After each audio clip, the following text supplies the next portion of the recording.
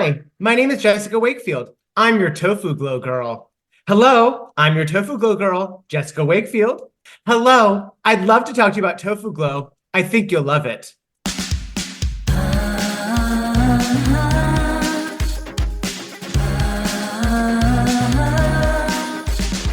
Look right into your podcast app. You'll see there's a discourse happening. Is this book a masterpiece or problematic? One's a lifelong diehard fan, the other's a first-time reader. Both are really smart and funny and attractive. Sweet feather, titans and hierarchy. Sweet feather,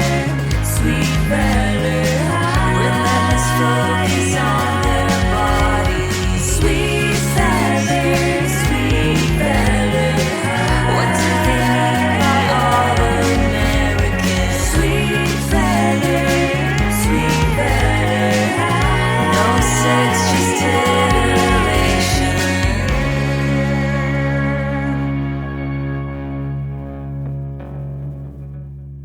Okay, tell us about your t-shirt. What do you mean? Well, for the listeners, Robert is wearing a t-shirt that was actually a gift from yours truly, which is to say me, the speaker. And the t-shirt actually has what appears to be a Sweet Valley High book cover. And the title of it is actually Homosexual Tension.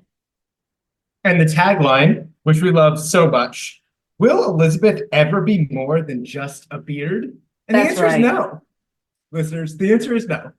And I had sent this to Robert and said, I'm not telling you what book it's from, and you're going to see if you can, figure that out. And I think you figured that out today. Well, And that is the cover of our book, Out of Control, Sweet Valley High, number 35. I need to be honest with you. Okay. It says 35 on it. She's So numbered. you had a So clue. she's been sitting in my drawer waiting for her moment in the sun. And so I have been waiting to wear her. And she's had other shirts on top of her, so I wouldn't totally see what it was. But the 35 has been visible for weeks. So I have been counting down the days. Okay, well, thank you for your honesty. And hello. I'm Hi. very happy to see it. I'm happy to be seen in it, as the It kids looks great say. on you. Or something. Did that affect how you read the book? 'Cause Yeah, you of course, realized- more than anything. I Okay. mean, yes. 100. I can't. It's of course. Don't say of course. I'm utilizing the standingness of my desk so that we can get a better view of this. Is that probably unnecessary? I mean, I don't think you need to do it the whole time. Okay. The whole time? One sec. Let me move the chair to give you more curated vision. All right. Now, it is primarily a podcast, so we do want to kind of cater to the listeners, not just the viewers. Oh, wow. I had 100% forgotten about our I legion know. of listeners and was only focused on our Three clip viewers, the 3 people that watch our videos on I Instagram. think Yeah. people watch do you think people don't watch the clips? Well, I sometimes look and I check, and it'll be like 100 people watched it and 2 people liked it. I'm like, oh, interesting ratio. Some people are not responding I'm positively. like, but I loved it. Yeah. So if 2 people liked it and 2 people loved it, I think that equals out to like 85 likes. That's How the are math you? on that. I'm good. Should I sit back down? I can't tell Yes. what the vibe is. Yes. Well, I just curated the space, so I have to uncurate the space one moment.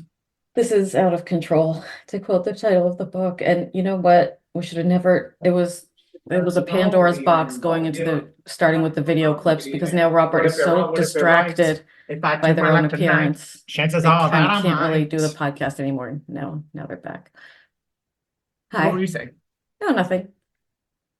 So I will say that me knowing that this book was the homosexual tension book cover did really make me be like, wait, what is Aaron really mad about? What's really going on here? In a way that I don't know that I would have been otherwise. And so I just want to be honest about that.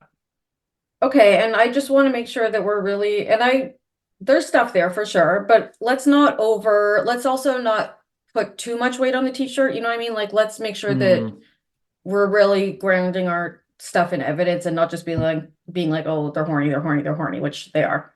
Yeah, they are. But I see your point. Yeah. Okay, do you have 6 words? Mm-mm. Mm, I do. Divorce is hard. Always read labels. That's right. Read the fine print. Read the fine print. In her defense, and we'll get there, Oh, of course. Oh, 100. Yes. I don't blame her even a second. Da da da da da da da da Okay. da da da. It must be said. It needs to be said. 100. Do you have Sixers? Yeah, yeah, I do. Hold on. Oh my God, It's it is actually six. 13 words. It's six. Okay.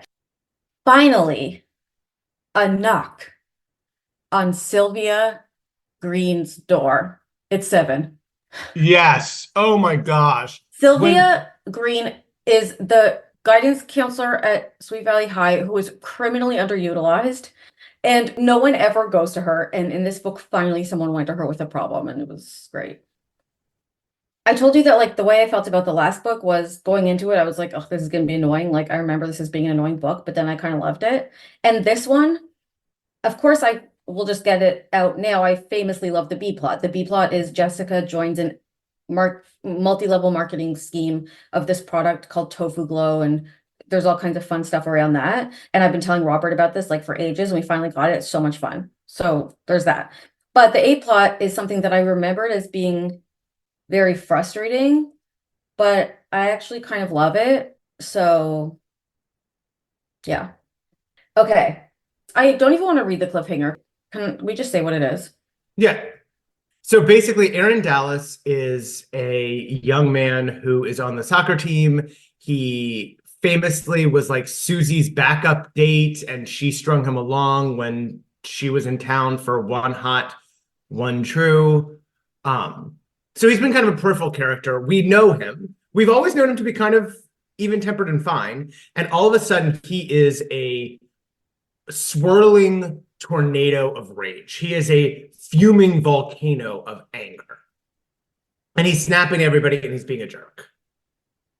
He's like the best friend of Jeffrey, and he's the one who welcomed Jeffrey into Sweet Valley, or like who we all kind of know Jeffrey through, because they met at soccer camp together over the summer, and they're both on the soccer team together. Yes. Should we summarize the plot? Yeah. Do you want the A plot or the A plot? So basically, the whole plot of Aaron Dallas's anger is Aaron Dallas is a very, very angry young man. He is pissing everybody off. He is co-captain of the soccer team. We have the big championship this week against Big Mesa. And he is just being a real stinker. He is lashing out at people when, I mean, you know that Francine's writing is sparkling because she's writing about sport, but like he's playing scrimmages and guys are stealing the ball from him and he is like attacking the guys. And it is truly, truly, truly wild. And he is just like, as I said, an inferno of rage. We find out that he is very upset because his mom actually just left to go to New York and start a whole new family and just left him with his dad. And his dad also has big rage issues. And no one is really getting the kind of mental health care that is so, so desperately needed in this situation. And so he is lashing out and being a jerk. He has a girlfriend, Heather Sampson, who I assume we'll talk through this. Liz is awful to for absolutely no reason. And she realizes that Aaron is a problem. Aaron, part of has raised her hand. Becky? I think her name is Heather Sanford. I'm not 100%. I can check. Oh no. You know what I'm thinking about?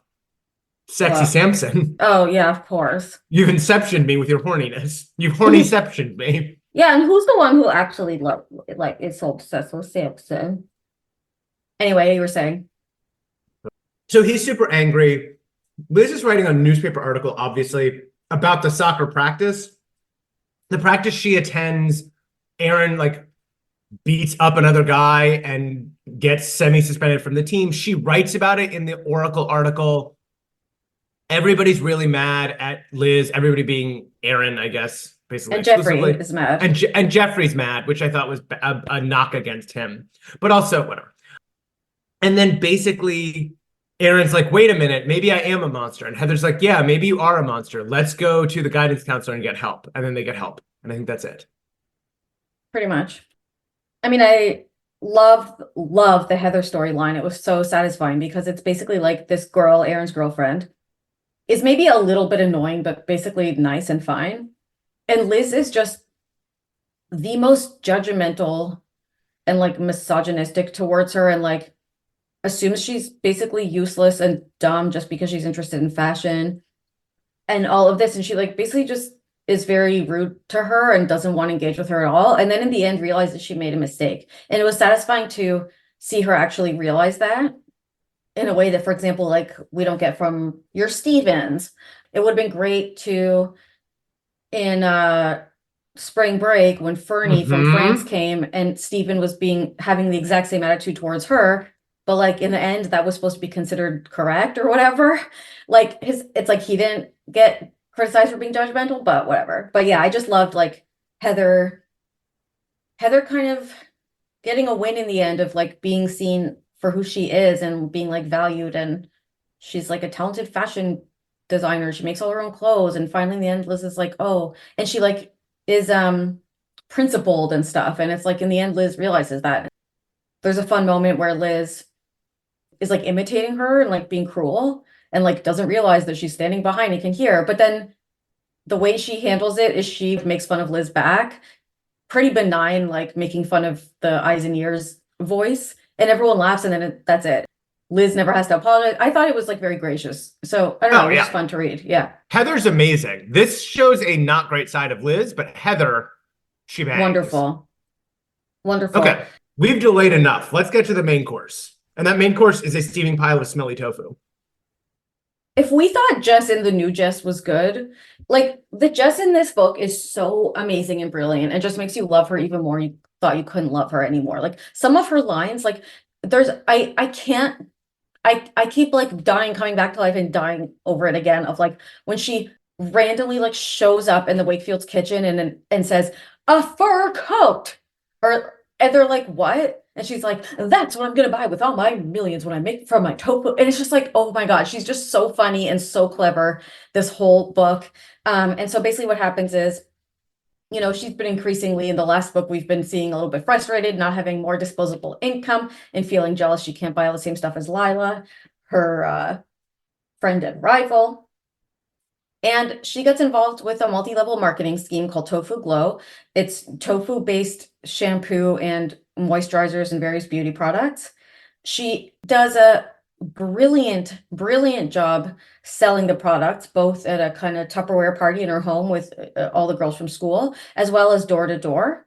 You know, only problem is she simultaneously didn't test out the products, didn't, and I'm not blaming her, didn't read the fine print on some of the instructions, and did offer everyone she sold it to a money back guarantee if they're not satisfied. And what this combines to make is a malodorous scenario where the stuff doesn't work and everyone's complaining about it, and it becomes stinkier and stinkier. And we're kind of going around her room saying, what's that stinky smell? And did Prince Albert leave a poop in her room or something? But, oh, I guess I'll look at it later. And I wrote Francine's odor. And it does turn out that the stuff was supposed to be refrigerated and it spoiled. And, you know, she had to buy into this thing. And then she's also out all the money that she had to give back to people she sold it to. And she's got a million cases of it in the garage, even though, you know, regular people who move stuff won't touch it. The dogs from the neighborhood are all showing up around it. And at the end, she has to write a check out to Dirty Don's disposal sanitation service to finally take it away. But the good news is Ned on the side had been doing some research into the company, which he thought something in milk might not be clean, even though Alice thought it's okay because she used to sell cleaning products door to door. And turns out there's a class action lawsuit because they are sketchy, and Jessica's going to get her money back. I will say I give the plot a 9.785 out of 10. The only thing that broke it for me was I wanted Jessica to get herself out of this. I don't want her relying on the demon that is Ned. I mean, yes, I do think by the final end, he got to the point where he was like not a complete monster, but I hate him. So I didn't want her. It would have been awesome if like she was totally stuck and out all this money, and then like she decided to go talk to some other Tofu-Glo girls, and like it turns out other people have had this, and then that sets us up for a whole like Aaron Brockovich thing. But I guess whatever. I would love an Aaron Brockovich thing. I also think Jessica would excel in law school and like she doing like a Legally Blonde Erin Brockovich mashup. I mean, forget about it. Forget about it. She's brilliant. And what can't she do? Oh, wait. I mean, Shall a fur coat just killed me. It killed me. There was also the funniest line ever when she's telling Liz, "Oh, it takes years off your age, or it's supposed to take away wrinkles." And That's Liz my favorite line. And Liz is like, we should quote it directly. Jess is reading the box and she reads, "Soya soft cream is a revolution in skincare. Its totally natural ingredients work in harmony to hydrate, tone, and rejuvenate the skin." "Will it make me look years younger?" Elizabeth asked. Jessica turned the jar over. "Are you kidding? You'll be 15 again. Let me just read you what's inside." That's hilarious. You'll be 15 again. It's funny. It's really funny. It is Heather Sanford also, embarrassingly. My other favorite part of that is when Jess is looking in the mirror and she goes, "Hi, my name is Jessica Wakefield. I'm your Tofu-Glo girl." "Hello, I'm your Tofu-Glo girl, Jessica Wakefield." Jessica gave her reflection her most winning smile and tried again. "Hello, I'd love to talk to you about Tofu-Glo. I think you'll love it." The blue-green eyes meeting hers smiled back. "Oh, won't you come in? I'm very interested." She giggled at her own silliness and gave herself one last critical survey in the mirror. I love this young woman. I love her. We should get t-shirts that say Tofu-Glo girls. Yeah. Also, that is a very nice broken palindrome with Liz having a facetious interaction with herself in the mirror on the first page when she winks at herself. I thought you would die at that. Not in the good way. All right. Do you want to guess the taglines? On the front is, "Will Aaron's anger ruin Sweet Valley High's chances at the big game?" That's too long, though. "Will Aaron's anger destroy Sweet Valley?" Close. Who do we really care about? Sweet Valley? Will Aaron's anger destroy his friendship with Jeffrey? No, And who Elizabeth? do we really care about? Will Aaron's anger tear apart Elizabeth and Jeffrey? Okay, so close. Will Aaron Dallas destroy Elizabeth and Jeffrey's happiness? Yeah, I'll give myself a 9.875 out of 10 for that one. But you know what I actually think is really interesting about it? No. What yours was more what I would think it would be, right? Like, remember when we had Dee Dee and Bill and the tagline was, "Will Dee Dee's dependents chase Bill away," or whatever? Yeah. And it was so specific. So I would think it would say, "Will Aaron's anger?" But it doesn't. It says, "Will Aaron destroy Elizabeth and Jeffrey's happiness?" Which I think contributes to the possibility of the reading that what about Aaron threatens their happiness? Is it his anger? Right? Or is it his closeness with Jeffrey? He's a threat to Liz in that way, right? So I think the fact of it not calling out his anger actually then opens it up to that reading. I love that. I love that. I love that. Thanks. Okay, back one. It is the typical back format. Something, something, ... An all-consuming rage, ... Like, close. Oh, really? It's about the rage. Yeah. Misplaced anger, ... I've got nothing. Close. Mad at the world. ... Oh, honey. All right. What do you have to say about the cover? I mean, of course, it's on your t-shirt. It's on my t-shirt, but I've been trying not to look at it that carefully. So we've got Elizabeth and Jeffrey standing side by side with a very, it must be said, sexually attractive Aaron Dallas angrily gripping Jeffrey's shirt. You know, we will never fight over a man because we're really attracted to different types, because he looks to me like Steven, and Steven also you thought was attractive, and for me, I don't find him attractive. So, but this is good. This is good for us. This is good for us. I mean, I think the through line that you may have identified is that I am attracted to guys who look like better versions of me. So like, what, has dark hair? Yeah, dark hair, light eyes, green and white striped rugby shirt. Light eyes, huh? Mine are his. Brown. I thought they were dark. His. It's hard to tell. I mean, they're like, All right. they're swirling with rage, or is it rage? I So don't Aaron think Dallas is grabbing at Jeffrey. He is staring intently at Jeffrey, mouth closed. Jeffrey, mouth open, is looking back at him. Elizabeth, kind of concerned slash confused, is looking back at Aaron and has her hand on Aaron's hand, as if to pull him away from her bow. Yeah, Aaron's like gripping Jeffrey's shirt, like kind of like as if he's about to engage him in a fight, and Jeffrey's posture is more like defensive. It must be said, and I think this is why this image was chosen. Mm-hmm. This image is positively rippling with sexual tension. Aaron does, I guess, look mad, but it's a certain genre of mad that those of us who have watched certain films that star men engaging in what men sometimes engage with other men in. Badminton? It could be construed as kind of Racquetball? There could be a shuttlecock involved, Becky. Yes, it could be badminton. Listen, if you want to tell us the titles of any of these movies, we could put in the works cited, but There's just this vibe that's like, I'm gonna punish you in a way that feels gay porny. And I don't think I'm just seeing it. No, I very much so, very much so. And there is a common kind of trope within some erotic films where it's like the girlfriend is like, oh no, not in front of me, and then the boys are going at it, or like the boys are sneakily going at it while the girlfriend doesn't know what's going on. There's like kind of that vibe that I'm getting from this. Yeah, and I think if we even more look at their faces, I actually think the only one who looks angry is Liz.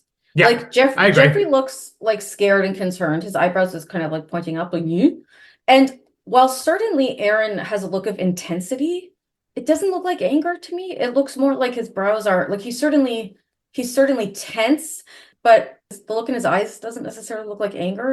It's more like they're, he and Jeffrey certainly, I mean, it's homoerotic. He and Jeffrey are locking eyes in a very intense way, and that could be perceived either as this or that, or both. I think both. Previously we have not read Jeffrey as a gay character. In fact, we've considered him to be pretty ungay. So I don't know how that gels with this. I mean, in my mind, what I was thinking was, if Liz is kind of maybe closeted gay herself, famously, but like not self-aware of that, then she wants to have intimacy with her boyfriends, right? And so if she senses that there may be something between Jeffrey and Aaron that she doesn't have access to, like that may be confusing to her, even if Jeffrey's not gay. Like I don't, what I'm saying? Like that could all, and there's a moment early in the book, and we can go to the text, but that was so like, it seems so unlike Liz, where like she and Jeffrey are standing outside the locker room, the boys' locker room. Oh my gosh. And she's like, oh, can I go in there with you guys? Ha ha ha. And it was just like, that's not a joke Liz would usually make. And it's pretty much making literal, like she's locked out of the locker room, Yes. That moment we'll spend an hour on. So listeners, don't even worry if you didn't totally track that, because that'll be my entire life. My read on the Jeffrey gay stuff in the text, in the world of the text, my thought process is Aaron is gay for Jeffrey and figuring out what that means. And Jeffrey is trying to be a good, straight friend to Aaron. And I'm not going to kind of name drop anyone, but I can remember when I was in high school, I had a very, very good straight friend that I had a crush on that had a girlfriend. And I obviously didn't have that kind of swirling whirlpool of anger that Aaron has, but I do see some like kind of the over-identification, the over-indexing friendship, which is a term. I don't actually know what over-indexing is. I've only learned it from my conversations with you, so I'm probably misusing the term. So I was thinking like the over-indexing on like little micro moments with Jeffrey that Aaron feels like are more special than actually are, and he's like reading too much into them. Like I think Aaron's feelings for Jeffrey are not really reciprocated.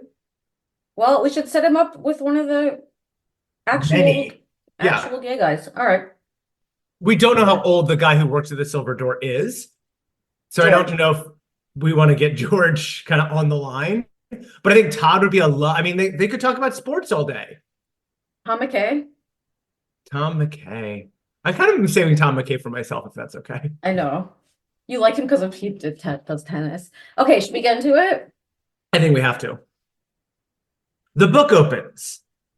Elizabeth Wakefield gave her golden blonde hair a final stroke with the brush and checked her watch. 4 o'clock. Just enough time to get to school and catch the last few minutes of Jeffrey's sweaty soccer practice.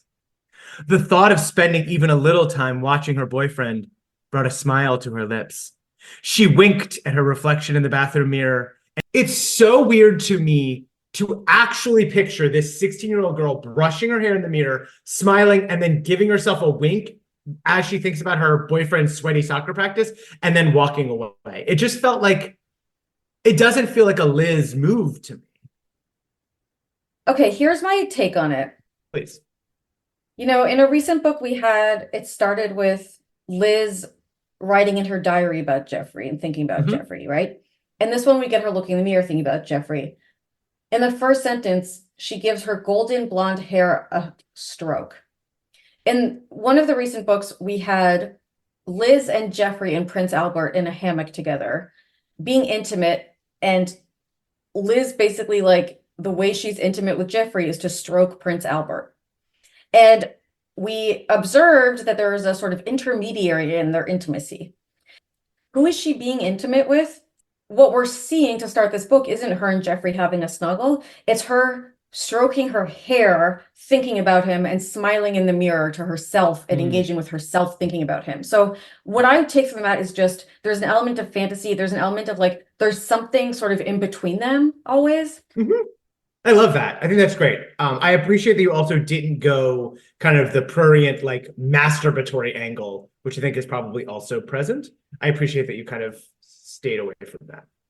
She's alone thinking about Jeffrey stroking and smiling. Yeah. No, And she winking. likes to do that. She strokes and she smiles. She smiles and she strokes. Okay. Okay. Nothing to see here. Let's keep moving. Now, Liz then goes into Jess's room and Jess is all distracted because, of course, she's getting to her Tofu-Glo stuff. But, I mean, one supposedly small detail I think was absolutely glaring and demands our attention, which I don't know if, you know, on, for me, page 2, talking about Jess's messy room. It's dark. It's the Hershey bar. Nothing to see here. But then every surface is covered with clothes, magazines, sweet dreams, romances, and more clothes. Huh. Sweet dreams, romances. When we're on the same page, literally, Pardo, nothing makes me happier. And it's funny because sometimes, you know, as we've noted, sometimes we have completely opposite readings. Sometimes, you know, but on this one, we're really thinking alike, I think, being twins, as it were. You know, Sweet Dreams, I think, it doesn't take 2 PhDs to figure out this may be a version of Sweet Valley. And so what this is telling us, of course, Oh, that's what it is. I knew it was something. Is that Jessica is, of course, a Sweet Valley High reader. Why? Because she is smart in the way these books are smart, which is you don't have to be pretentious or highbrow to be smart. Remember what we learned with Liz and Horny Struck, right? You can be simple and be smart, and we talked about how they're patting themselves on the back. Of course she's a Sweet Dreams reader. I loved that. I loved it too. Also the idea, I mean, it's so glaring, Sweet Dreams, Sweet Valley, that we have to kind of interrogate the differences, like Valley versus dreams. There's like a low and a high kind of there. There's a reality versus a fantasy there that I thought was very interesting. We get introduced to, I mean, we talked about it. We'll never stop talking about it. Tofu-Glo. For our listeners who are not reading along with us, just so that you know, that's capital TOFU hyphen capital GLO. Tofu-Glo. Ask for it by name. Tofu-Glo is a line of beauty and healthcare products made from soybeans. It's totally natural, and people go crazy for it. I bet I can sell 137 tons of the stuff. I bet you can, Jessica. You are correct. You can sell a lot of it. It was nice to see in this book Liz just being supportive of Jess. Like, we get sort of some of Liz inner monologue being like, huh? But then being like, actually, her sister is such a good salesperson. She could probably do anything she puts her mind to. And I can see that she's really putting an effort in this. And then Liz is like, actually, it's so great. Like, you definitely should do this Tupperware party. Why don't you even do it sooner? And Jess is like, oh, I want to work on my sales pitch. And like Liz like tries to get Enid to buy stuff, and like she tries to be supportive of her. She loans her the money. I could see you disagree. It's not that I disagree. It's just part of it was kind of referencing that Liz's first instinct, she knew enough to be suspicious of anything that sounded so simple. Her reporter's instinct was on red alert instantly. And there are all of these moments that made me wonder, she does it, Ned does it. People have questions about Tofu-Glo. And instead of trusting Jessica and being like, hey, like capital T trusting Jessica and saying, hey, I have some questions about this. We should talk about it before you get in too deep. They lowercase t trust Jessica and are like, oh, she'll be fine. And I just wonder about like what different levels of support look like and what kind of they could be doing versus what they are doing. 100%. What should happen in life is that you should be able to, be supportive of someone. And if you see red flags about something, or just suggest, or just try to understand and ask questions and make sure they understand, like, oh, what's the business model? And Liz's alarm should go off when she hears that Jessica has to buy into this, because that means it's a MLM. You shouldn't have to buy into a company like that. That means there's something not kosher, period. Of course, it's the 80s. They haven't had all the kind of Hulu documentaries we've had that, help us understand this and make think MLM right away. But it shouldn't be, again, it's the black and white. It's like, oh, either you support Jessica, you trust Jessica, that means like this is fine, you don't need to ask me questions, or it's like you don't support her, you ask the questions. It's like, no, like we should all learn critical thinking skills. Mm-hmm. And I think there's a world in which they could have just had Liz go, wait, have you looked into this company at all? Like, it seems a little too good to be true. And then just had Jess blow it off and be like, okay, well, I guess then Liz is going to be kind of support. You know what I mean? Like, I think there would be a way to do it. But that's the way they did it with Ned. Yeah, and Ned, so I'm thinking about what a sister would do, and then what if Ned were a father, and I'd love to see a paternity test. If Ned were a father, what he would do. Right. So Liz agrees to loan Jessica money to buy into this thing. Again, we get more reference to Mrs. Bramble. They're obsessed with Mrs. Bramble. When Liz is thinking about Jessica's scheme, it's like Jessica was always getting involved in something. In the 6th grade, she was supposed to take care of a dog and she snuck up to a concert. I'm like, okay, yeah, we already talked about this like last book. Like, guys, like this was like, get over it. It's also weird because it's not that it's 5 years ago. Yeah. And like she's been involved in so many harebrained schemes since then. She very recently paid $150 for modeling photos with her new hair that didn't like. There's so many other things we could draw on.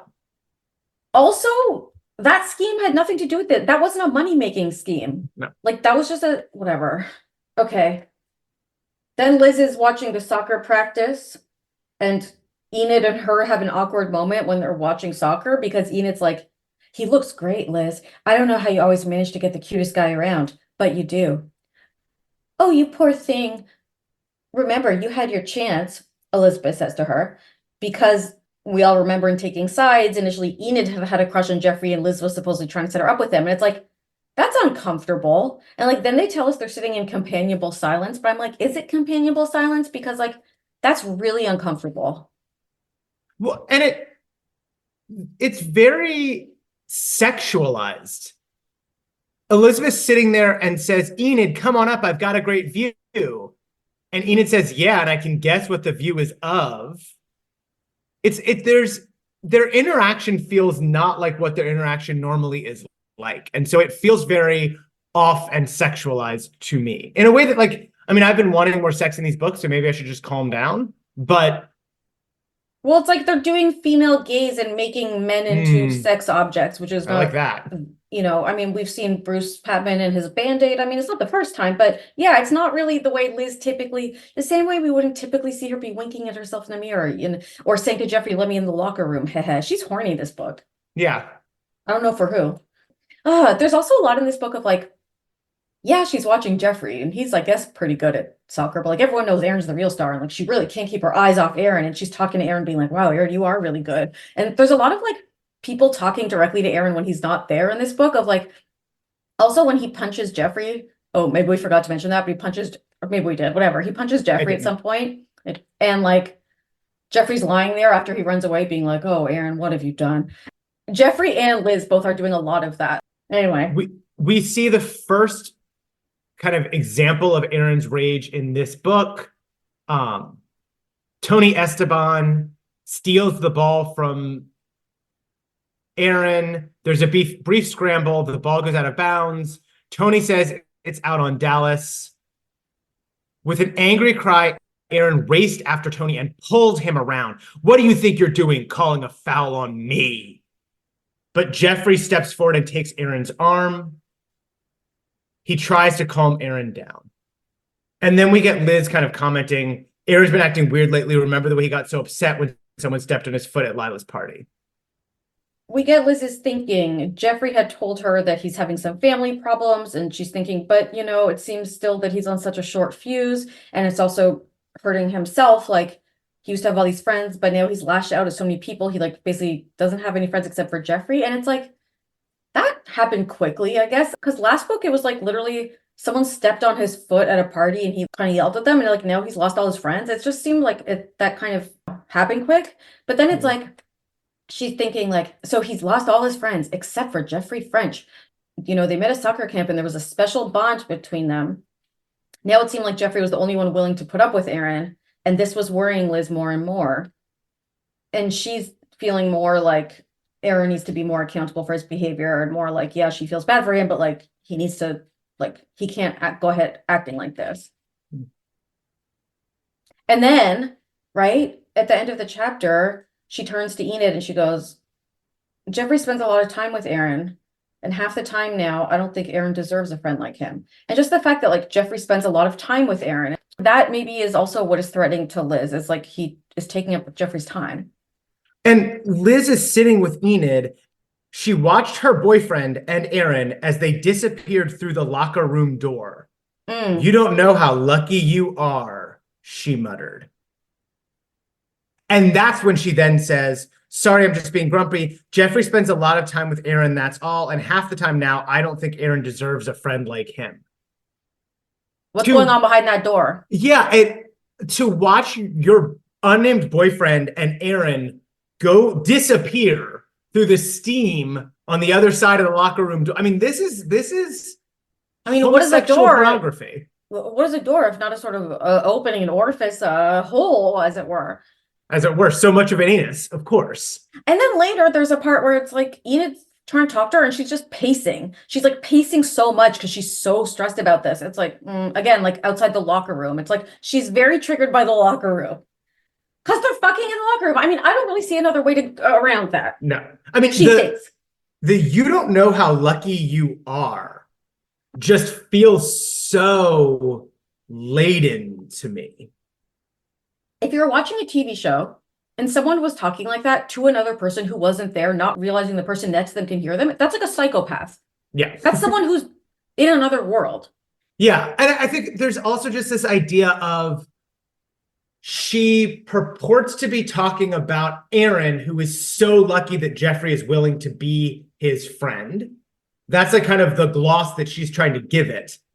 But how much of it is, you don't know how lucky you are, Aaron and Jeffrey, that you get to have this special homosocial relationship that culminates in kind of locker room lovemaking that I can't have with the homosocial person I'd like to be with, my good friend Enid Rollins. There's you don't know how lucky you are to Aaron about getting to be with Jeffrey because she maybe wants to escalate her relationship with Jeffrey in some kind of physical way. That's why all the winking and the stroking is happening. There are just so many different ways to read that one very, very simple line. And therein is the richness. And there's the rub. Oh, disgusting. There's the stroke. Okay. Now, in chapter 2 is the pacing. So Enid literally has to like go away because Liz can't stop pacing outside the locker room. Enid's like, "Jeffrey will be out in a minute. I'll see you later." Is Enid annoyed that Liz is acting so strangely? Is Enid frustrated that Liz isn't pacing about her? Who's to say? We get a moment of Jeffrey and Liz, and they have a bit of tension over Aaron. Jeffrey is defending him, saying he had a good reason to get mad. And Liz is like, well, he seems like he's getting too mad. And Jeffrey's like, well, his parents, by the way, are actually getting divorced. And his dad is like strict. And she's like, but it doesn't seem like he's trying to control himself. You know, we can talk about the book Out of Control, you know, the title also being the reading of not disciplining your sexual urges. Like he's out of control of his anger, but Liz could also be saying like, hey, when I'm your beard, we must control being horny for other people or whatever. And like everyone should control and make themselves not have gay sex or whatever. The phrasing, and I know this is the only way you would say this, but the way Jeffrey says his mom left Mr. Dallas for another man. There's something about the way that is worded. I'm not going to overread this. I know that's how you would say, like, his mom has a new boyfriend. But the use of the word another, the way that I parse it in my head, it's the way you would say the sentence if you were like, oh, poor Liz, her boyfriend left her for another man.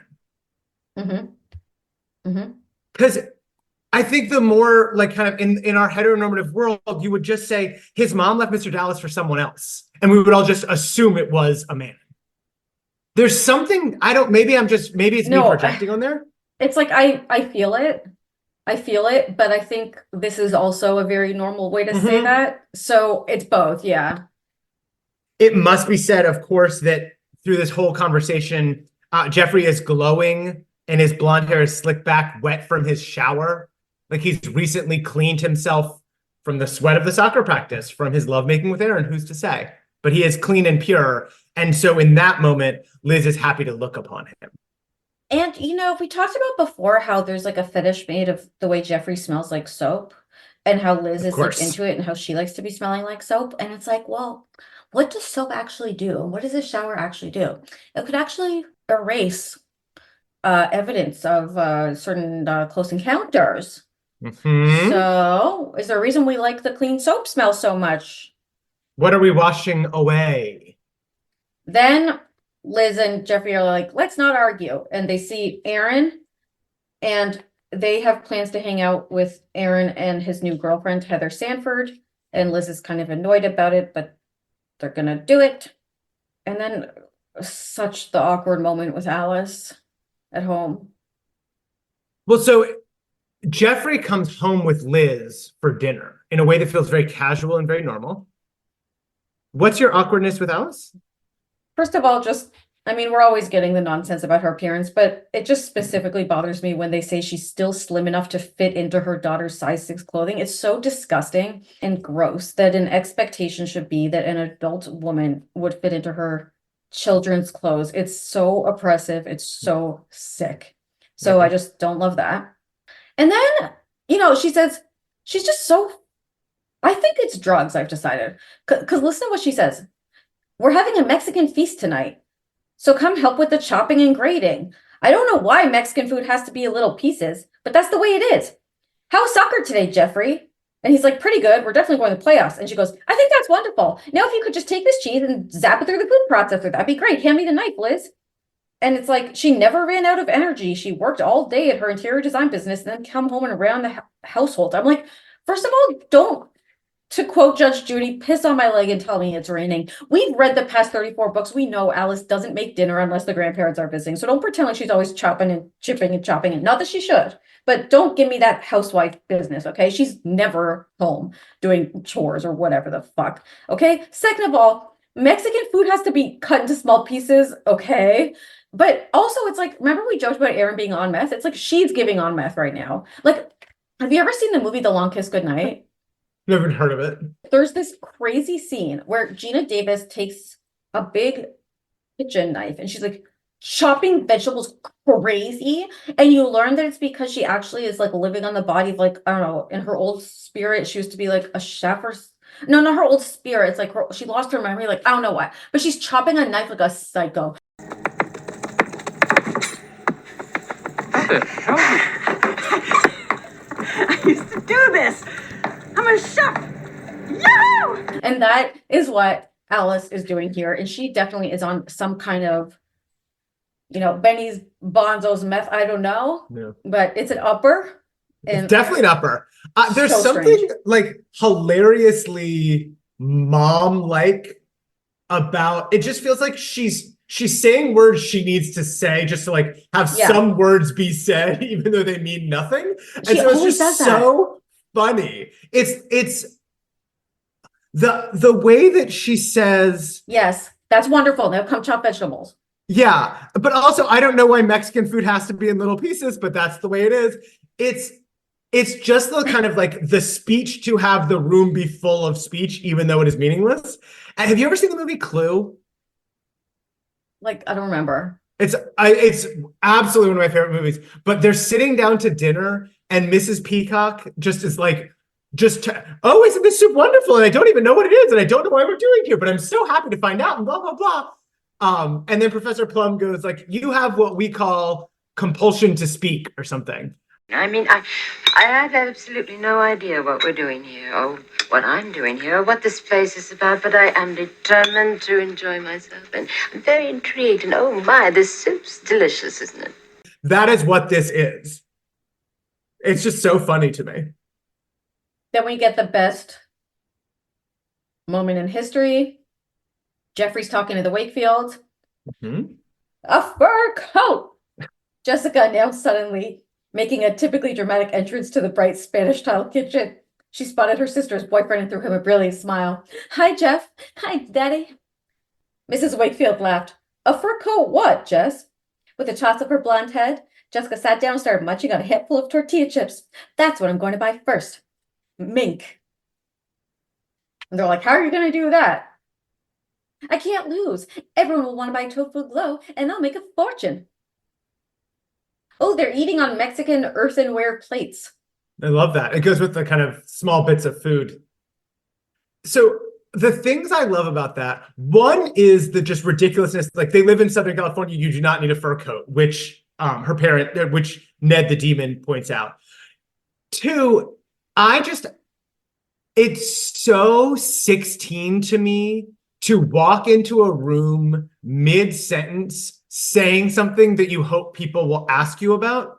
It's the equivalent of like kind of laughing to yourself conspicuously and then so that people will be like, oh, what are you laughing about, Robert? But it's also specifically Jessica. Remember in book 9 when she came downstairs in a brown suit and waited for everyone to ask her about it? Like she doesn't just say it, she drops the thing so that you ask always. It's genius.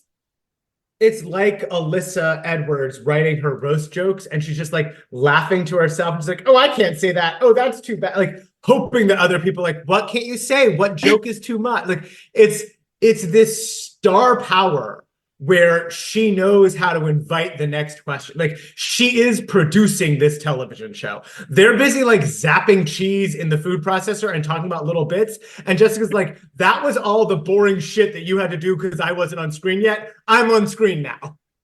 Oh my gosh. Oh my gosh, y'all. I can't do it. I'm gonna have to rewrite it. Oh my gosh, y'all thought this could be too much. Is that too much, Ron? I mean, Jessica, Alyssa Edwards, I mean, the Venn diagram. I mean, I could see Jessica doing that. Wait, what was it? If a queen's gonna come up to you, baby, and be like, oh, girl, you was this, that, I just be like, that's girl Bob. And then Ned's like, well, have you researched it? And she's like, Dad, do you think I'd get involved in something that wasn't completely legit? It's the same as when she brought the dog home and Liz is like, is he housebroken? And she's like, Liz, like, would I ever bring in a dog that wasn't housebroken? It's like, yeah. It's so good. It's also just like she is so good at playing the people around her, but also the people around her need to step up. Like her dad's response to that is, I think I'll pass on that one. I'm kidding, honey. All I'm saying is that you might find yourself caught up in something with an unpleasant surprise. That's all. And it's like, well, why don't you actually be a parent and like actually do something there instead of just being like, never mind, I was actually just being a dick. Well, what he does is he says, I'm going to make some discreet inquiries. But it's like, what he should do is talk to her about like, you know, here are some things that can happen and here are some like red flags to look out for certain types of business models or whatever. And like, just so you know, like some businesses that do things like this are not kosher and here's what that means or whatever. Like chapter 3, Liz, Jeffrey, Aaron, and Heather are at the movies. Liz is having a slow meltdown because Heather keeps kind of trying to engage her and comment during the movie. The movie, we get little snippets of the movie dialogue, and it's just very funny to me. So the chapter 3 opens with, "Pour us some more champagne, Teddy." "But Lady Ashley, do you really think it's wise? It's a dangerous night." "Oh, Teddy, that's precisely what I mean. Don't say no to me tonight. All of Paris awaits us." So we get this like clip of this cheesy, I guess, historical period piece romance movie that they're watching. It's also, of course, this kind of like precursor to a love scene where it's this couple and they're drinking together and they're getting out of control. It's a dangerous night. Don't say no to me tonight. Like there's this unbridled sexuality that Liz is really responding to. She's Liz is sighing. like, shh, shh, shh. She is enthralled by the turn of the century romance unfolding on the screen. Heather is saying very benign things. "Don't you love movies like this? I think it's especially romantic. She's so glamorous." Like it's little things where you're just like, and then you just go back to the screen. But Liz is so enthralled with the sexuality that is happening on the screen that she cannot look away and she cannot be distracted. She's like, I mean, it feels like she's saying to Heather, "Shut up, I'm so close.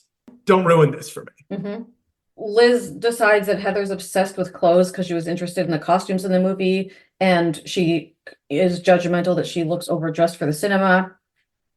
They go to Casey's. Heather orders a Diet Coke, and Liz decides she hates her even more because she must be vain. When I'm like, fuck you, don't ever forget, and I know you knew I was going to bring it up, and I am going to bring it up, when she went to Casey's with Robin, and Robin got a sundae, and Liz got a Diet Coke, and I said, that's Liz being a bitch, because you know she would be at least getting a root beer float, and at Casey's is when you get ice cream. So if she thinks it's okay for herself to get a Diet Coke at Casey's, then she should not be making a double standard and passing judgment on Heather for getting a quote unquote diet drink and being quote unquote vain, which let's not even get into that whole story, but for doing the exact same thing.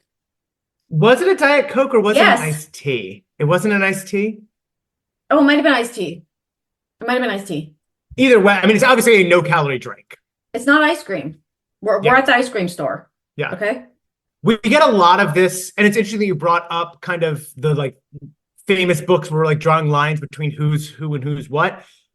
Heather and Liz don't have vastly different reactions to the movies. They don't seem different really that at all. Like Liz is talking about how hard she's crying. And Heather says, "Oh, I cried everything too. I completely fall apart watching almost any romantic movie, especially if it's set in the past." And it's like, yeah, we just watched Liz do this exact same thing, but Liz is being super judgmental of Heather. Yeah, And- again, and- very consistent with how Liz is. She likes to have double standards and be a hypocrite. Is there, of course, and who doesn't? Let's be clear, that's fun. It is fun to have double standards and be a hypocrite. Is there a world in which she's extra hard on Heather because of Heather's kind of vis-a-vis Aaron? Of course, that's not how you say vis-a-vis, but you know what I mean. But like what, meaning what though? Like, yes, but like meaning what? Like, So one thing I'm wondering is she judgmental? Like if one reading of the text is that she's interested in Aaron, is she judgmental of Heather because of Heather's proximity to Aaron? Is she judgmental I don't really think Liz is interested in Aaron. Okay. I don't So really. then, is she Like, I think the text wants us to say she's just sort of punishing her because she's already annoyed at Aaron kind of thing. Plus she's just making quick judgments on her. Like, I don't think the text is telling us there's another reason. The only other thing I could think of is, but then she should be an ally to her, is like, why aren't you doing a better job, like keeping your husband away from my man kind of thing? Like, why are you so okay? Like, I'm threatened by their friendship. Why aren't you threatened by it kind of thing? I was also thinking of it more like, I mean, Liz famously is a fixer. And so I'm wondering is she judgmental of Heather because Heather is not sufficiently fixing her boyfriend's problem, whether that is anger or fucking Jeffrey, whichever problem you see it as. Yeah, maybe. I don't know. I mean, It's not uncharacteristic, I guess, her hypocrisy vis-a-vis Heather. and then Liz is just such a bitch. Like, Yeah. the boys get up to go talk to someone, so Liz is sitting with Heather, and Heather is trying to connect to Liz and is like, oh, I'm so glad to have a chance for us to talk. And after high school, I'm really interested to go to a fashion institute.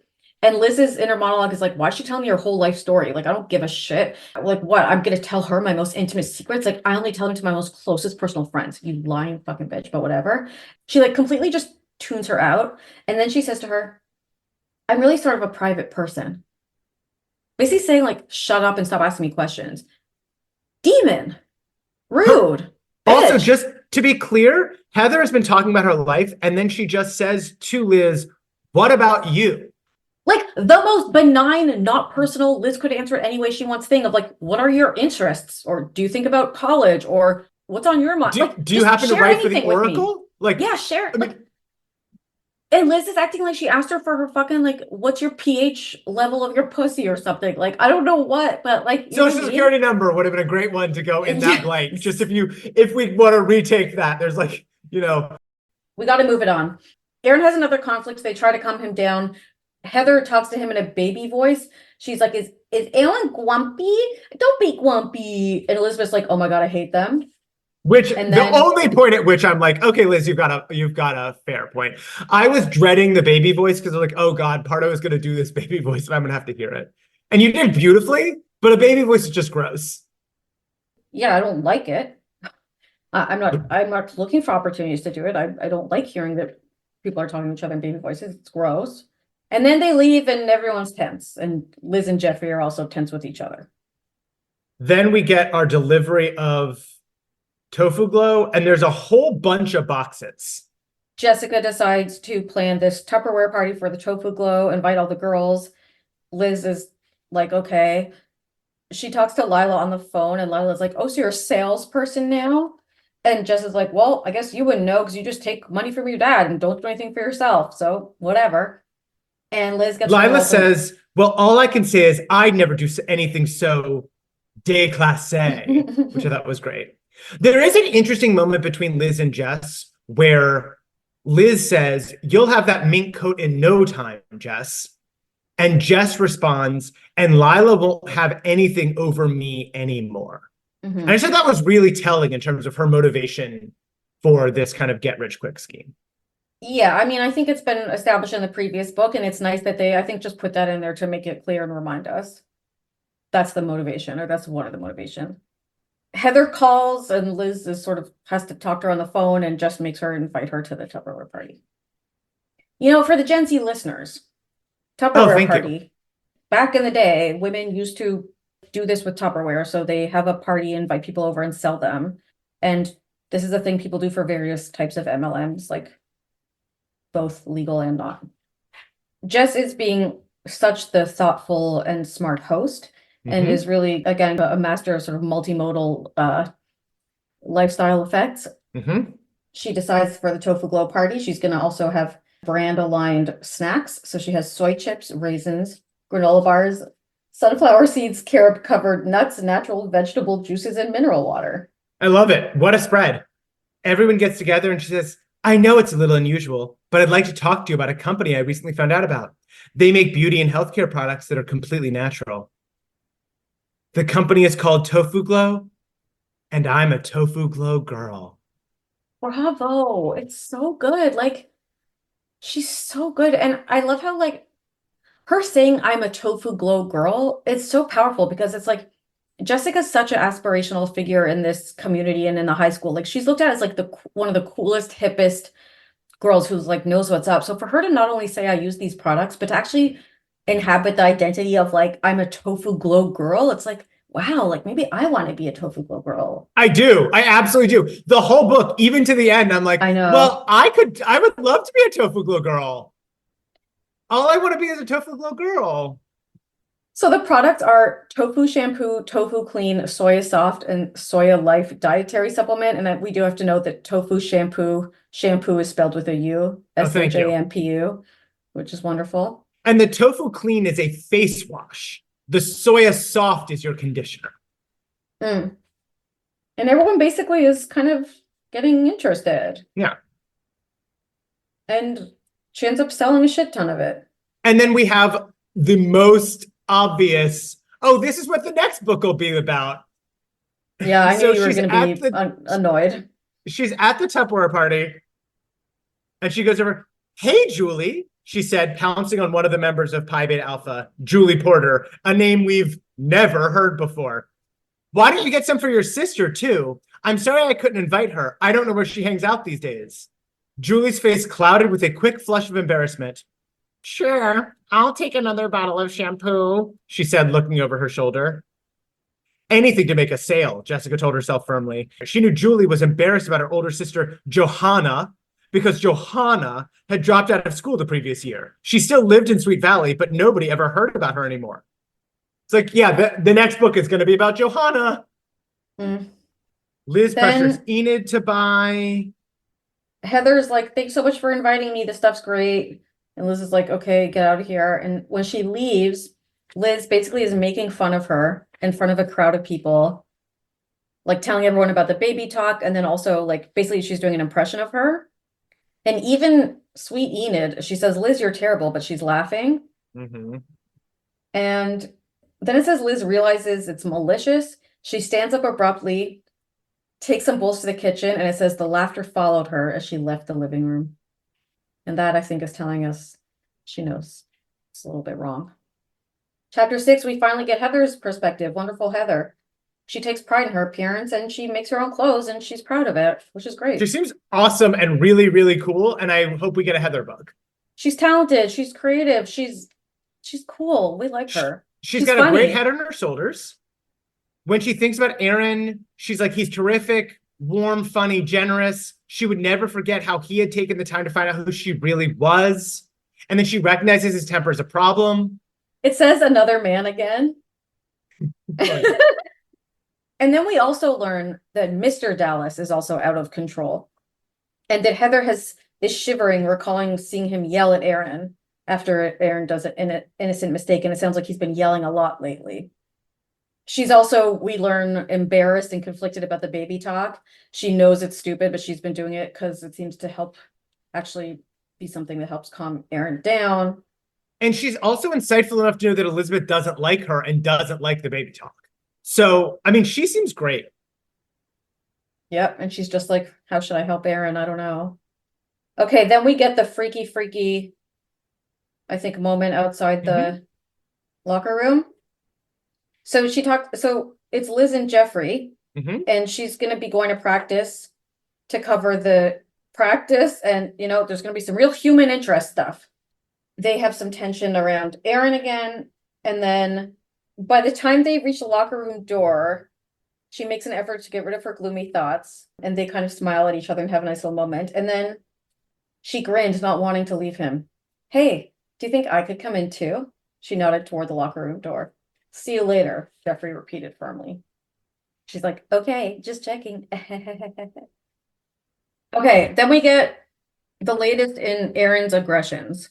And it's in the practice that Elizabeth is watching.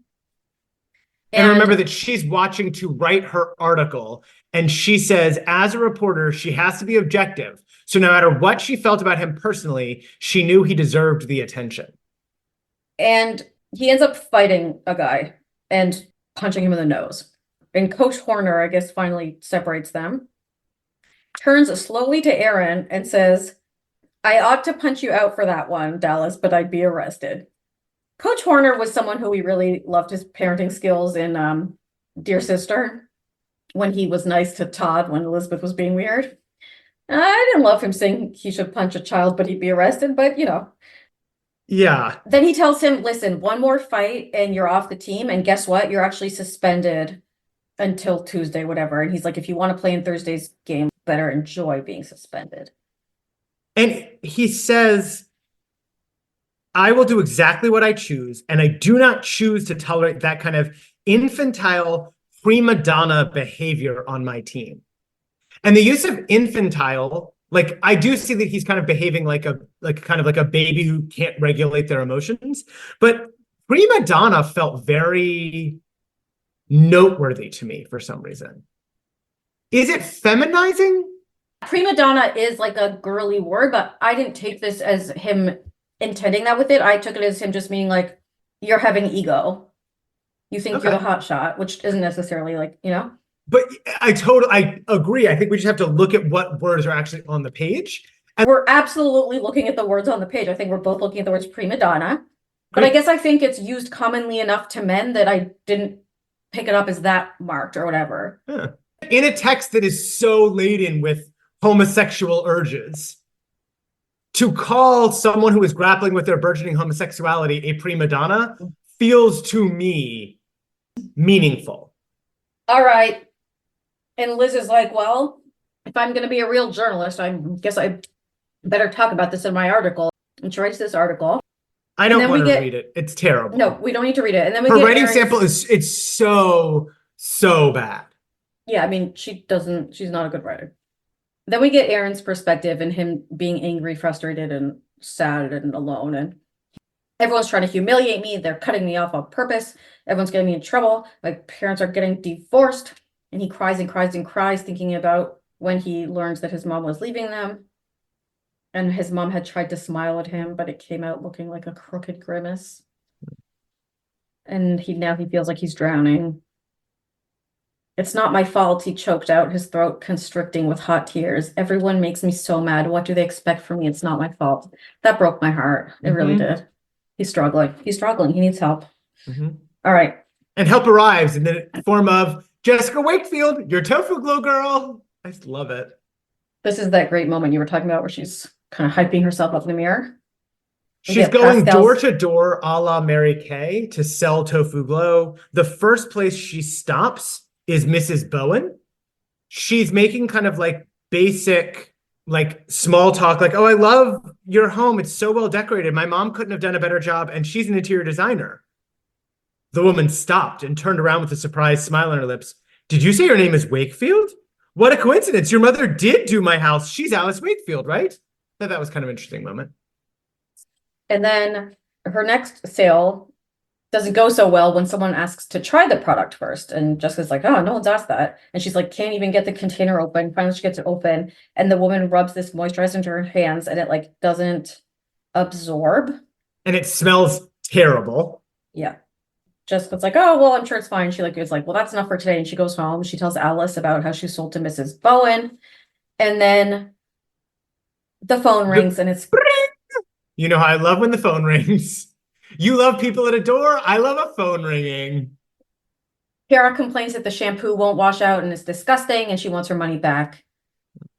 And, you know, Jessica, of course, had offered the money back guarantee if people aren't satisfied. And Mrs. Wakefield's like, oh, that sucks. Like, did that happen to you when you washed your hair with it? And Jessica's like, oh, I actually, funny story. I actually haven't tried anything. Oopsie doodle. Alice Wakefield like says the one right thing she's ever said in her life, which is like, oh, Jess, you should try stuff if you're going to sell it. So she was right about that. And by the way, something stinks in your room. So Jessica, it's so funny because she tries the shampoo. It's a disaster. And she's like, oh, something's wrong with the shampoo. Well, everything else still is good. But then like everything else either stinks or gives her a rash. And it's just her face is bright red like a tomato. She's breaking out immediately with Tofu Clean. Then Mrs. Bowen's on the phone, wants her money back. And the evening gets progressively worse. All night, her unhappy customers are calling. Even Prince Albert is barking at a container of Soil Life. That's hard. Then Elizabeth's article has come out. And Jeffrey's like, why did you have to write that article? And she's like, because I'm a reporter. Then he says, but you're also supposed to be Erin's friend. He's my best friend. That should count for something, shouldn't it? Can we take a second quickly? Because I want to get your temperature. Yeah, I have a feeling we have different opinions on this, actually. Should she have written the article? Well, I actually think it's helpful to read some of what they say. Okay. So she says to Jeffrey, I can't let my personal relationships get in the way of a story, Jeffrey, you know that. And he says, oh, Liz, come on. Stop pulling that just the fact stuff, okay? Which I loved. There wasn't any reason to single Erin out about the fight. He had a good excuse. Elizabeth cut in. Jeffrey, Erin got knocked down. So what? You guys are playing soccer, not Chinese checkers. Like, what does he expect? And she's like, maybe he doesn't deserve to be on the team. Why are you always coming to his rescue? And he's like, well, he had reason to be mad, and now he's so mad about your article, he's almost hit me. And she's like, well, isn't that crazy? Like, why do you think he's whatever? So, okay, basically what I think is, I think they're both right and both wrong. So I think that Jeffrey is wrong defending Aaron. Like when he's saying Aaron had a good reason and stuff like this, and like, why don't you give him a break? And like, he's having a hard time at home. Like, he's being too much enabling, which thankfully at the end of this he realizes, but he's being too much making justifications and too much enabling. So I think he's wrong in that way. And I think Elizabeth is right in the way of like, but don't you see this as like not okay what he's doing? Like, so I think she's right in that way.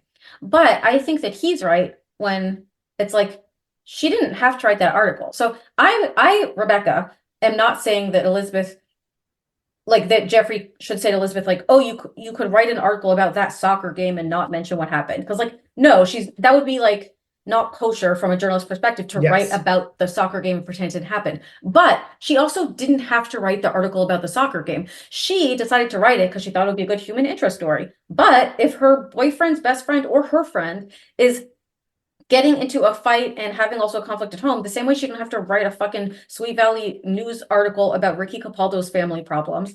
She doesn't, again, it doesn't justify Aaron's violence. She does not need to write this article. I don't think she should write an article about the soccer practice and pretend it didn't happen, but she doesn't need to write it. That's okay. So I don't think we disagree because it feels so strange. Like, actually think about the idea that there would be an article about a soccer practice and the fight that broke out during, it's just like truly unheard of. Mr. Collins should have been like, this shouldn't go in the newspaper.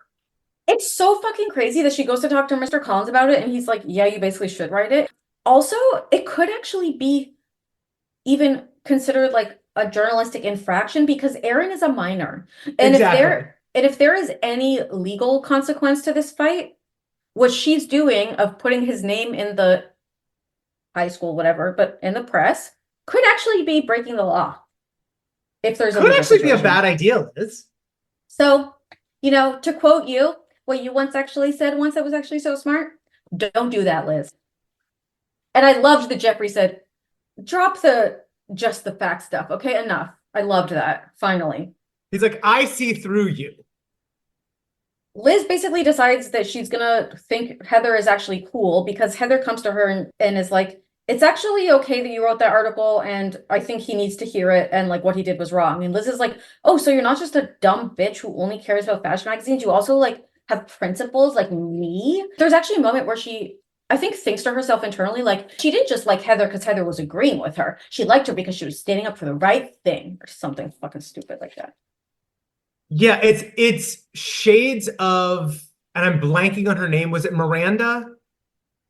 I don't know who you're talking about.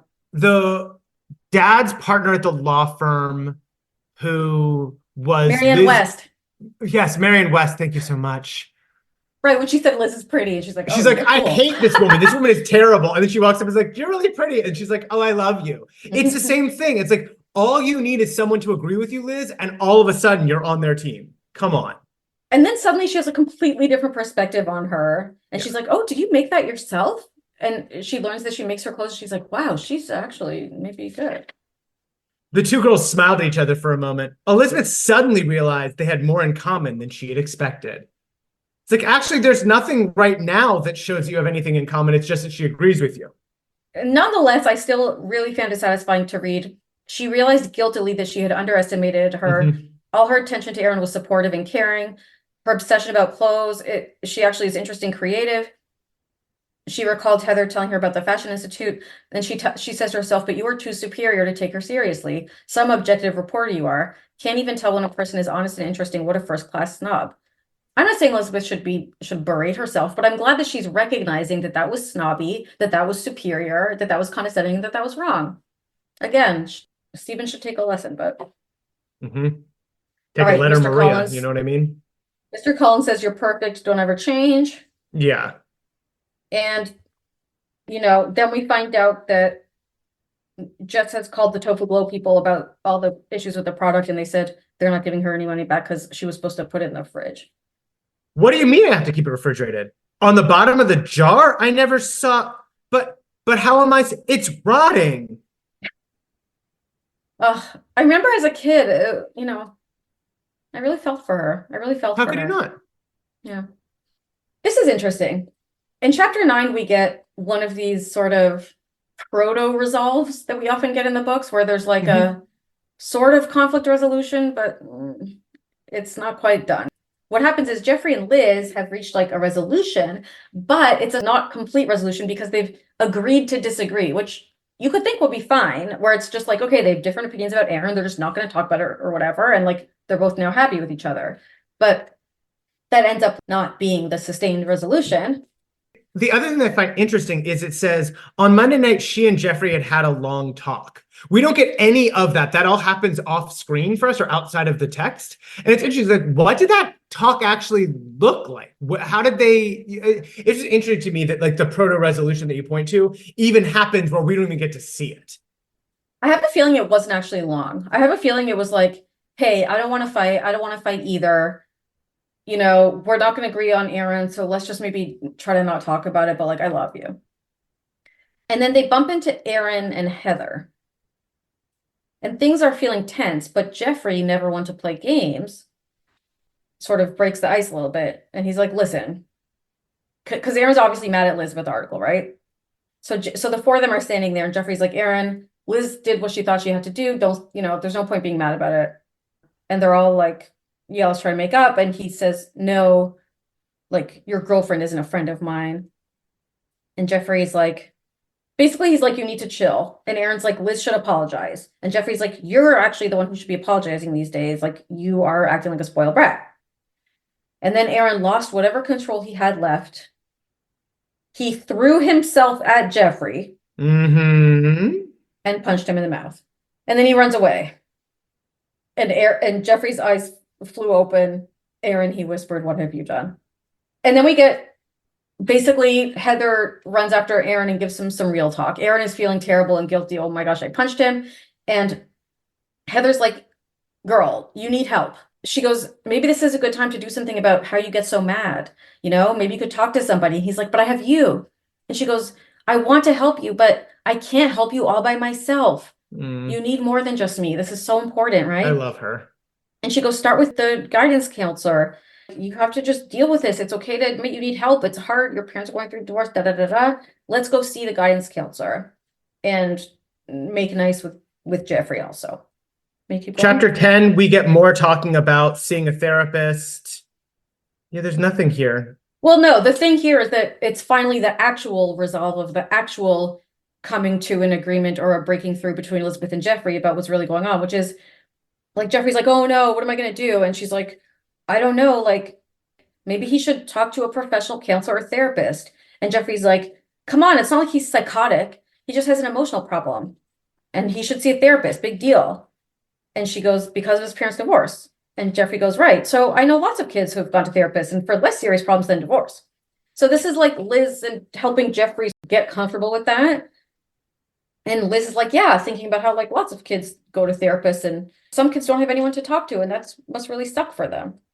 They're like, oh, hopefully he's not going to get kicked off the team, but like, let's go talk to him. And then they finally have their real resolution.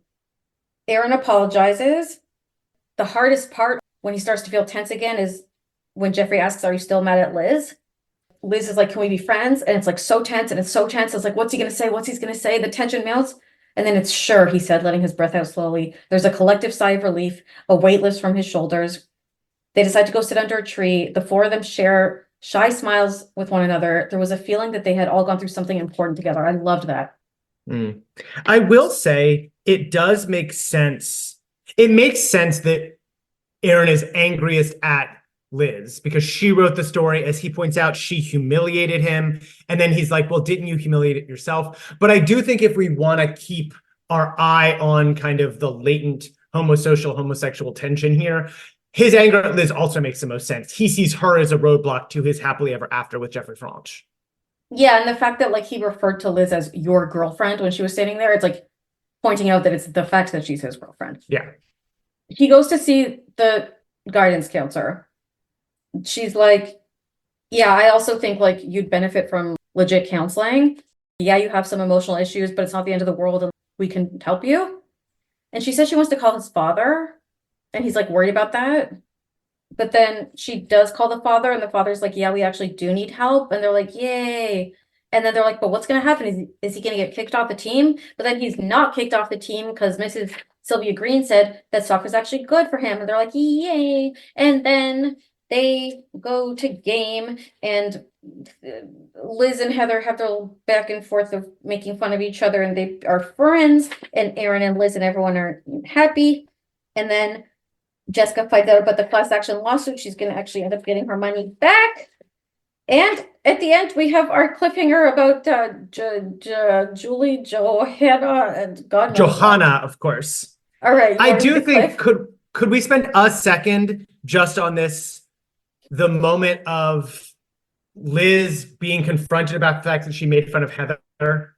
Yeah. Because I do think it's really good. So they're talking about how there are no more temper tantrums, and Penny goes, then does that mean we don't get to hear Heather taming the savage beast with her baby talk? That would be a shame. Oh no, Dee Dee said, laughing. You'll just have to do your imitation of her, Liz. It was the funniest thing I ever heard. That's the only compensation. And everyone's like, yeah, do your imitation of Heather. Make fun of Heather. And she's like, no, not right now. And then Heather's voice says, actually, my sister does the best imitation of me. No one saw Heather walking up as they were talking about this. Elizabeth is blushing, but Heather seemed unperturbed. She smiled at the small gesture and sat down beside them. What did EW say that made AD so mad? And they say JF avenged his lady love with stern words. A bout of ferocious and furious fisticuffs followed. I hear a certain serious student with the initials PA cut English class today. Also, this just in, ER was seen recently buying 7 pints of pistachio ice cream at the Quick Stop Mini Mart. Do her friends know about this shocking addiction? And finally, who will win this week's crucial game? Our own Brave Boys or Big Mesa? Heather has this pitch perfect way of making fun of Liz, actually doing the voice perfectly. Actually, it's actually pretty cruel when you read the words. You're like, oh, wow, she's pointing out how bad Liz is at eyes and ears. But within the text, it's not meant to be cruel. Of course not. Within the text, it's just hilarious, and I love it. And it's like very benign. Almost too benign. And I love it. Yeah, I mean, Elizabeth could never be half the woman Heather is. No. And then we have Jessica's hand flew to her mouth. Speaking of cheerleading, guess what Robin Wilson told me today? Remember how Julie Porter's sister dropped out of school last year? Who? Yeah. Well, she's coming back. Can you believe it? I mean, honestly, the girl drops out because she fails almost every single class and she's coming back? Give me a break. Maybe she had a lot of problems or something, Heather suggested. And she wants to try again. No way. She was just too dumb. Everyone knew about it. It was pretty embarrassing. Elizabeth looked down at the table, feeling slightly embarrassed for her twin. How could Jessica be so insensitive? And poor Johanna. But without a doubt, the girl would be hearing a lot worse when she returned to Sweet Valley High. Will Johanna be able to succeed when she returns to school? Find out in Sweet Valley High number 36, Last Chance, available May 1987. Next month, the Wakefield twins travel to the country for a little Spring Fever, the latest Sweet Valley High Super Edition. So Spring Fever comes first. We're going to be reading that before the Julie Johanna. So Spring Fever is next. And, you know, I've been affectionately referring to it as the Honky Tonk Super Edition. It's the last Super Edition, at least of these kind. And then we're going to be going into the Super Thrillers. And I got to say, I love it. I love Spring Fever. I love the Honky Tonk book. I'm excited. I can't wait. I can't wait for my temperature to rise. I can't wait to take some Tylenol to kind of deal with the rising spring fever. Predictions? Hopes? I assume, I'm hoping they're in Nashville and there's some kind of honky tonk badonkadonk happening. I hope we fall in love with a country hayseed who has like a stalk of wheat out of his, like, he's wearing like tight Wranglers and cowboy boots and like a flannel shirt unbuttoned, and he's got like hay sticking out of his mouth. And it turns out he actually has a wisdom that we didn't know he possessed because we judged him based on his looks. I'm excited. No comment. No comment. Well, I'm Jessica, and I'm your Tofu-Glo girl. And if you're interested in sharing the gift of Tofu-Glo with your friends, your loved ones, your kid's sister, your kid's sister's friends, or your friend's kid's sister, press that share button and send this podcast to a loved one. We'd love to hear from you, and we'd love to hear how much you love us. Wonderful. Wonderful. All right. Okay, well, I love you. Love you too. Thanks for listening to Sweet Valley Hive, hosted by Robert Marks and Rebecca Pardo. For more, check out our Instagram at Sweet Valley Hive. Theme song by Yessie and artwork by Elliot Carroll.